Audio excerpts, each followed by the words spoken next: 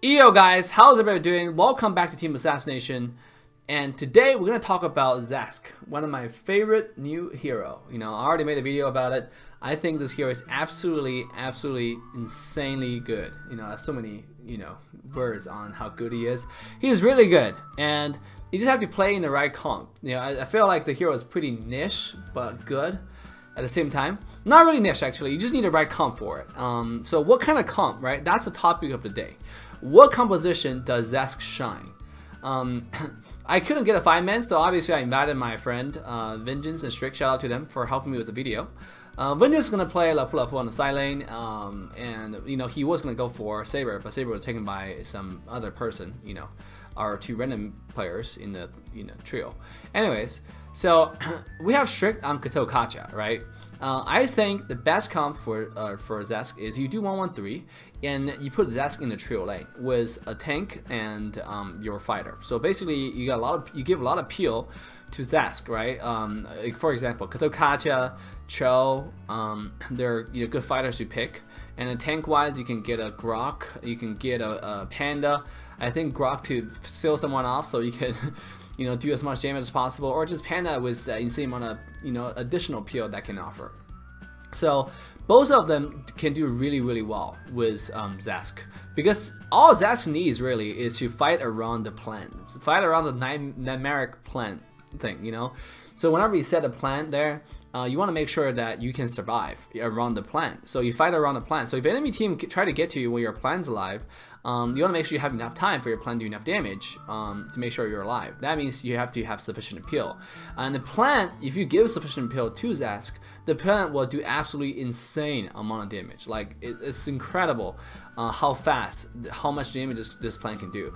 And on top of that, why do I say ZHASK is absolutely broken? This is the only mage that exists in Mobile Legends that can do tower damage. Like your ability, you have a built-in ability that does like tower damage, because your plan do insane amount of tower damage in a short period amount of time.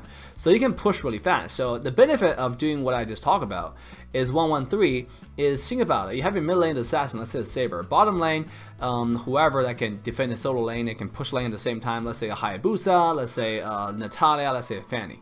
Either way, right? Or even a Zilong. Lapu is also a great choice. But on top lane, you have your tank, your fighter, and ZHASK. And mid lane, let's say you have a Saber that comes gank. If you win the fight, which you will, because you have peel, you can just tower dive the enemy team. You set a plan under their tower, and you use your ult, as you can see right now. Kadokacha ulted under their tower. Obviously, sacrifice himself, but just look at how much damage we're able to do here. It's just insane. And obviously I was doing tower damage right after. Quite unfortunately here I wasn't able to survive even with my flicker. I was doing as much as possible, but the plan didn't stun in time. But you can see the power, right? If the mid lane rotate towards top, you can tower dive really easily without any casualties, right? You set a plan there, because plan can also take tower aggro, and you can use it twice, meaning like you can use after you use your plan, you use your ultimate, refresh a cooldown on your first ability, meaning you can use it again, right? So after the plan tanked enough and died, you can just summon it again, you get a super plan again, under tower. And it's just insane amount of tower damage and pressure. Obviously if you don't attack the tower, if you just kill the hero first, you can go about it that way. So and that's just tower pushing, that's just objective taking, right? So basically what I'm trying to say is, if you have good rotation from mid lane and to your trio lane on the top side, on the turtle side, you can have a 4-man rotate, you can have a 4-man just keep on taking objectives, while your solo lane can also be pressuring objective, or at least defending objective, So this way you can always win. Before, when you do 1-1-3, you always have a problem that you win the fight, but it takes insane amount of time to push a tower. You no longer have that problem anymore, right? You no longer have that problem anymore. You can just now have like a one super minion, as you can see right now. I put down under the tower. It's taking tower damage, but no matter. It's gonna take the tower forever to kill that thing. And while the tower is killing that thing, I'm just gonna have the my plan do enough damage to kill them. And over here you can see they have three people on us, and I set a plan right on top of this Hayabusa right here. I'm gonna stun him and use my second ability, and applying the second ability, sure enough, Gato survived, and we got a kill onto Hayabusa, and we almost killed their tower. Like think about that on a 1-1-3 situation, right? How OP this is gonna be. It replaces every single other mage, a possible mage you can have. Now, another scenario is you don't have, look, and over here is another example where Ruby hooked me, thinking he can kill me, and then here, a Cyclops still chasing, and look how low Cyclops get, right? It's just insane how much damage you were doing, right? All I did was set up a plan. I didn't even use any of the skills. I don't really need to, and I take down the tower, you know? Gato's keep on chasing the Cyclops. Unfortunately, he missed that also. He didn't get killed there, but you can still see the power, right? So even you have a mate, let's say, you can still prioritize Lancelot and Kagura on the mid lane, right? Still, it doesn't matter. What the essence of the composition is in the trio lane, where you have a ZHASK as your mage, main damage dealer on the trio lane side, and mid lane is whoever. You know, Saber is a great choice, but if you don't get Saber, Kagura, Lancelot, obviously those should be prioritized before Saber, but Lancelot, Kagura, and just great choices. You know, you don't really need to have Cyclops because the Cyclops nerf after I came back is pretty disappointing. How much is nerf Cyclops?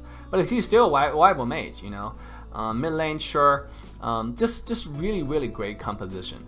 That I think can work really well. And here it's just Gatal and I taking the objective here, taking the turtle.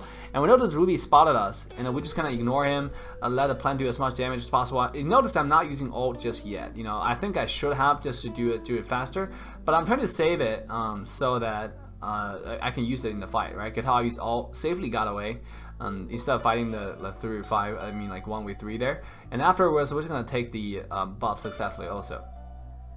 And your third ability can also be a zoning ability, you know, like to help you get away. But when you try to get away using this ability, because it has a huge cast animation, so it doesn't really help you get away. In my opinion, you know, it's just like you have to use it. Like if people are not focusing you to zone for your teammates, you can't really zone for yourself. But you can see how much we're able to farm in the jungle, how fast we're able to take turtle, and you will see in a little bit how fast we'll take lore down. And here at top, I was gonna go top, but the downside of ZHASK is you walk really slow. You're Eudora movement speed, right? You don't really move. So when they decided to go kill top, I was like, I'm not going there. Just simply, even if I get over there, I wasn't able to do enough damage because I'm not a burst mage. I don't have any crowd control. I'm not Eudora where I can send a stun. Right? All I can do is send a plant and use my second ability, which doesn't really do much damage. My damage comes from my plant. So with ZHASK, when that situation, just let them go, right? Let them do their thing. If they get a kill, fine. If they don't get a kill, it's also fine. At the same time, you do your thing, right? You take farm, you do objective. In here, enemy hype has spotted us, right? So instead of just waiting there, we decided to, you know, walk away and rotate to other lanes. Obviously, we know some fight in the mid lane, and sure you can see the power of, you can see the ultimate coming down from Lapu Lapu. Instantly use ultimate, then powered ult, just pounding on this panda. I mean, he's a tank, and he instantly died. And look at how much damage tower taking, right? Obviously, the thing was about to die, so I summoned a new one. It doesn't really help though. You just saved a cooldown on it, to be honest. And here Ruby tried to, you know, hook it up, but I have a new one that can summon, and at this point though, the tower is already gone, so a little bit too late that what Ruby's doing, but you know, good gesture. So, but you can see the power of a mage that can take turrets, right? Like it's just never in ML history that you can do what you're able to do right now, you know, like, and defending like a threshold. Like this is actually a perfect position for ZHASK to fight. You know, like think about it, if you have your team over here, you set a big plan in a bush, and they jump in the bush, they're gonna be instantly wiped out, you know. So, but I want to make sure that in this game, I demonstrate I'm always with Gato. If you notice throughout the entire game, Gato was just walking with me, you know, kind of like a bodyguard, which is really crucial to this composition. It's definitely where needed. This hero offer no movement, no mobility, but offer insane amount of damage and tower damage. So if peeled properly, it just brings so much to the table. And then obviously he has 4 skills, right? And then he also has a slow from the second ability. And here we're gonna take Lord.